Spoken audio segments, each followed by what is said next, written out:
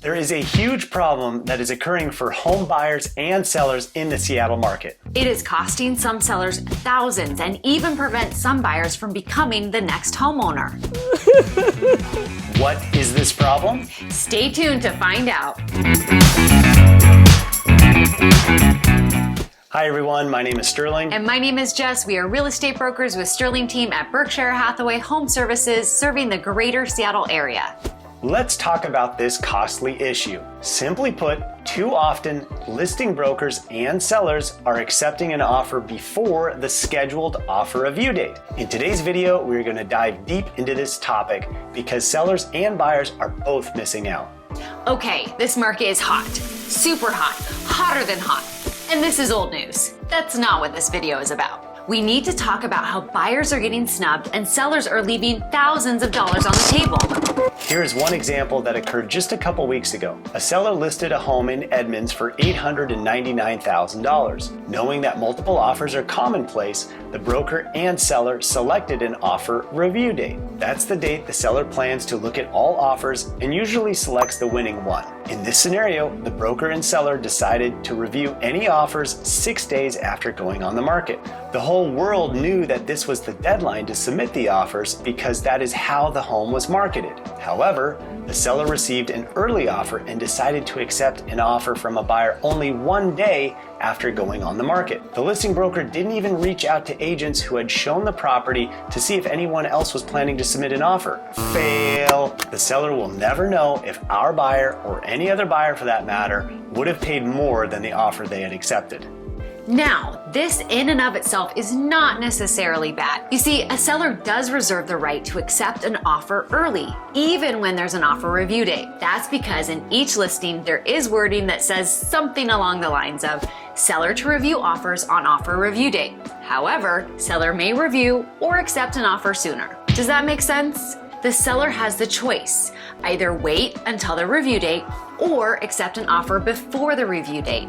And this is where thousands of dollars can be lost really quick. When the seller accepts an early offer, the seller does not know what the other interested buyers are willing to pay. The seller has a higher probability to receive more money and fewer contingencies by actually waiting until the offer review date. I don't know about you, but if waiting a few days means $20,000, $50,000, in some cases $100,000 or more dollars, I would certainly wait. I would too. Look at this graph straight from the Northwest Multiple Listing Service.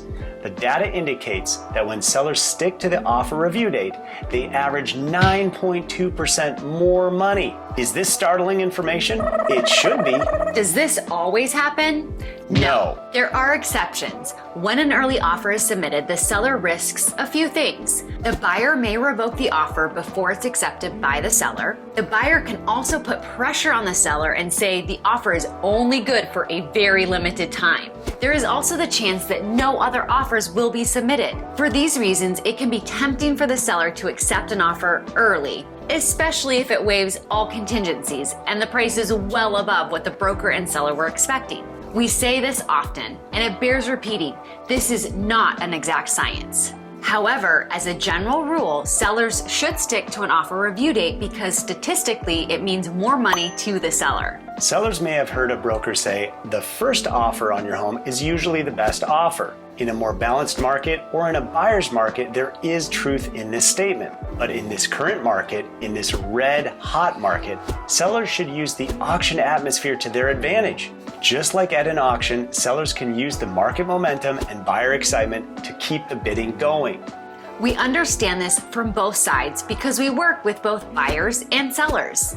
If you are a buyer in this crazy market, you must be competitive and make decisions quickly. You need your offer to be stronger than the next buyer. Should you submit an early offer? Or can this hurt you by showing your cards too soon? It could be a good decision depending on a few factors. It certainly isn't a bad idea for a buyer to submit an early offer, especially if it's a great offer and if the backup plan for the buyers is to resubmit a revised, potentially higher offer during the offer review date, should the seller decide to hold out and wait to review all offers at once. As a buyer, you cannot assume anything. You might think the seller will wait to review offers because that is what the listing says, when in fact, the seller decides to just accept an offer hours after it hits the market, and the listing broker fails to reach out to any of the other brokers who showed interest in the property. This is the discussion you want to have with your broker regarding the strategies and the approach to submitting an early offer or waiting. Why isn't this more straightforward? Why all this unnecessary confusion on top of an already crazy market? On the broker's end, it could be a lack of training, lack of experience, complacency, or just plain laziness. When a listing broker receives an offer before the review date that is way above the asking price, the broker might think, that's it.